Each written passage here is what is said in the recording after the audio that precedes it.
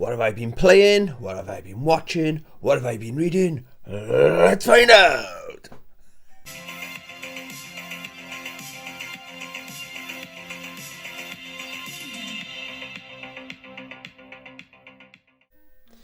Hey YouTube, welcome to the channel, or welcome back to the channel. I hope you're all doing well, okay? Welcome to this week's What Have I Been Playing? What have I been watching? What have I been reading? I'm sure you're all dying to find out. All 9 people that are going to watch this fantastic video. Okay, I don't want to be too long today as well, okay? So I'll just get into it. I'm a busy bee. So, what have I been playing? Quite unusual for me. I've been playing... Oh, I got a dog. Hello, dog. Up. Can anyone see my dog? You were sleeping then. We've been walking this morning. What do we do? 7.5 kilometers? Walking, not running. Yeah, so the eyes come up to say hello. He's gone back downstairs now. Bless him. Right, so, yeah, this week I've only played, unless I'm mistaken, 2 games. That's unlike me. Okay, so the start of the show, I only picked it up last Saturday, so just over a week ago.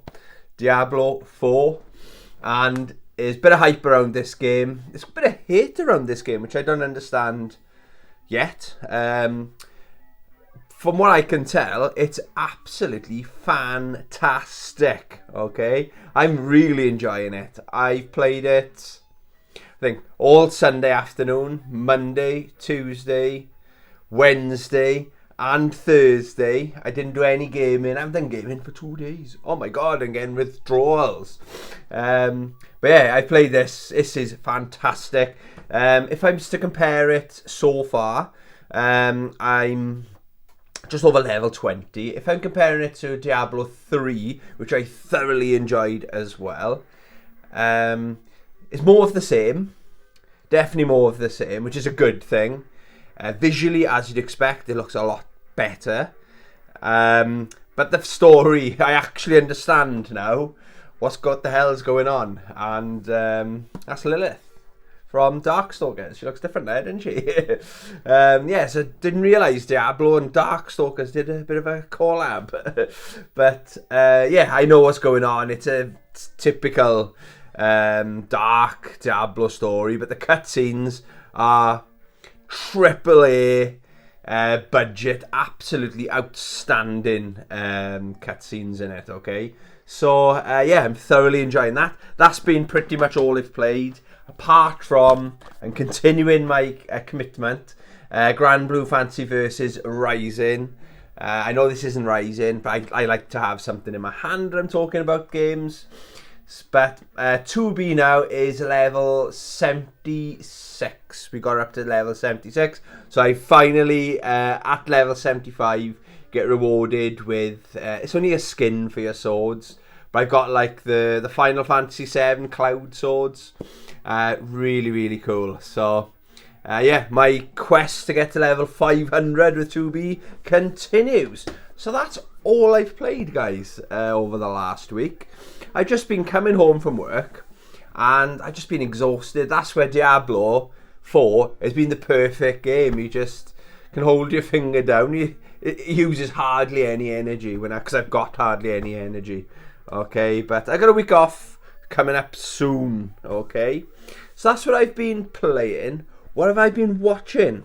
Now, I started watching this last night. I struggle to watch movies all the way through.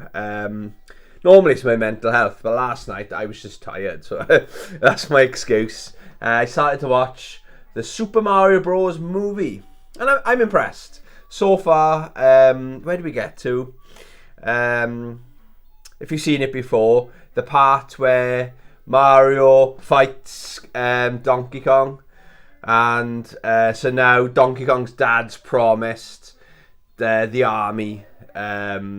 Mario and Princess Peach can use the army to defend against Koopa, okay? If you haven't seen it, you probably know what the hell I'm talking about. And yeah, we just selected, like in Mario Kart, each character selected their vehicle of choice. So yeah, it's loads of throwbacks to the retro Marios, and it just makes you think how many Mario games there's been. It's heavy, I suppose, on the references with Mario Kart. Most of my friends growing up were, like, a lot of us grew out of the Super Mario games, but we never grew out of the Mario Kart games, okay? So that's another massive franchise. It's not all about the platform games, is it? This is such a big franchise, all the sport ones.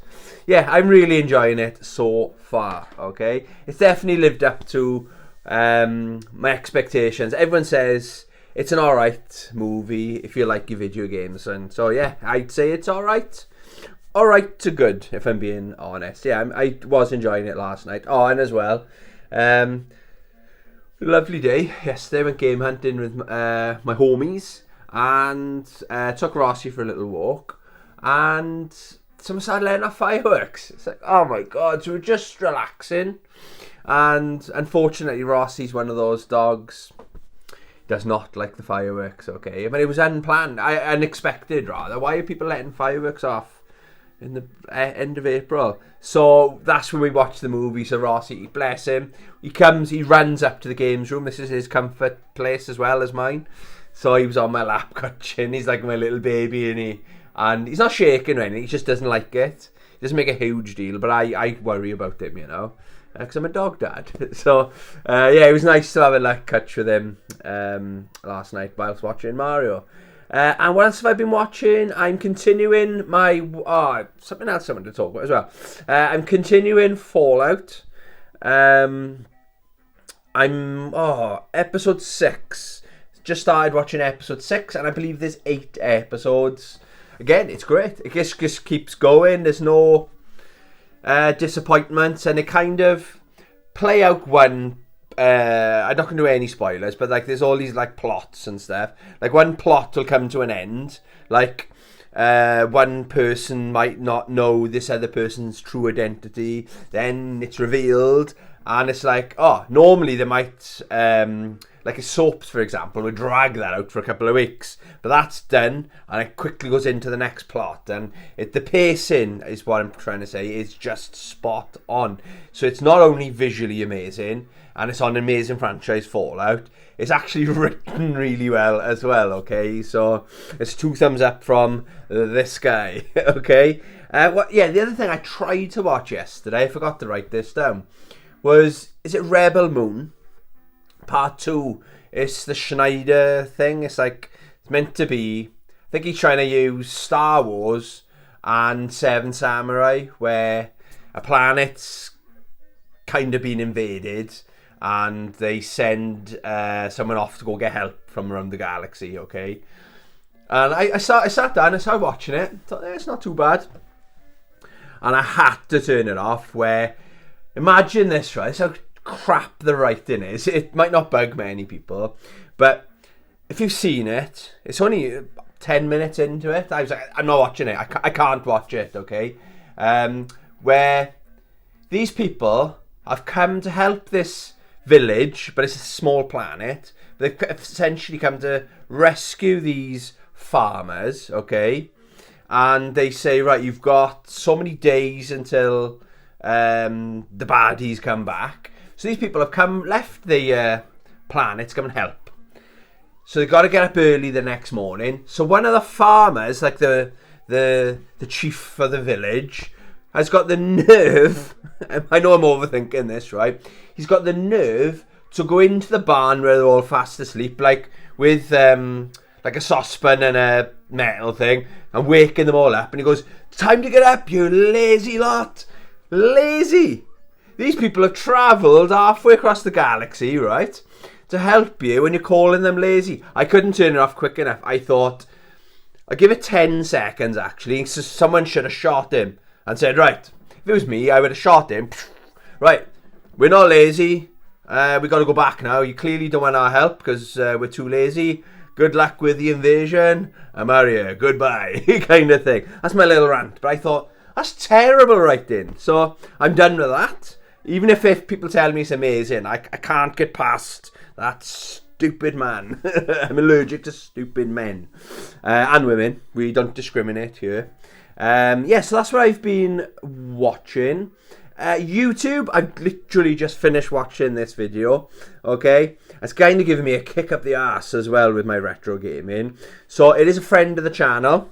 Channel of the week is Retro Red Steve. Shout out Retro Red Steve. And the video is my top 10 Sega Master System games 2024. Now, Steve is... He's definitely very passionate about the Sega Master System, even more so than me. I can relate to a lot of his content. He's got his stories about, I remember playing this Master System game, I remember playing this, and all the nostalgia oozes out to him onto these YouTube videos. So I really can relate to all of his videos. But I was in the mood for a good top 10 video this morning. And when I saw Sega Master System, I thought, oh, happy days, okay? So it was like a proper nostalgia trip. I'm not going to say any of the games or any of the order of the games he had in his video, because let's go watch his video, okay? And consider subscribing to his channel. It's a much better channel than my channel. But it makes me want to dedicate more time to my Sega Master System. You can clearly see it's running in the background. I'm picking up games here and there, and my collection's getting pretty decent now. So I think I'll either have to dedicate an evening a week or something. Maybe I'll do it on YouTube. Maybe I'll just do it and talk about it in these videos where what I've been playing, watching, reading. But I definitely want to properly get back into showing the Sega Master System the love it deserves, okay? A couple of weeks ago, I was all about the Xbox 360. But I want to go way back now, way back to... Well, it's because it's such a fantastic time in my life when it was the only console I ever had. It was the first console I ever had, okay? But going back to Retro Red Steve's video, yeah, when he's going through his top 10, he does honourable mentions as well. He's talking about, I guessed his top 3. It's 2 and 3 I probably would have put a different order from watching his channel over the years. Number 1 I knew, where he said, if you've been watching his channel, you know what his number 1 is going to be. Everyone's got their favourite game. But yeah, I'm probably going to do a top 10 Sega Master System games as well. But yeah, I really did enjoy your video, Steve, if you're watching. Like I say, he is a friend of the channel. Yeah, good job. Proper nostalgia trip, like he was talking about when he was staying in his nan's house. We've all done it. Time for bed. And yeah, okay, nan, just turn the volume down, kind of thing on the TV. Pulling all-nighters. We've all been there. And it's, yeah, really did enjoyed that video. So the channel of the week is Retro Red Steve, and the video is his latest video. It's only been up this morning. My top 10 Sega Master System games 2024. Okay. And what have I been reading? So I started a new book. I haven't read for 2 days, 2 evenings, unfortunately. So I'm reading through Dan Brown, Deception Point. I talked about this in my pickups video yesterday. I bought 4 books for £1. It says £1 there, but they had an offer on in one of my local charity shops. Always happy to help out the local charity shops. So 4 bucks for £1. I still got them here, look. All that for £1 sterling.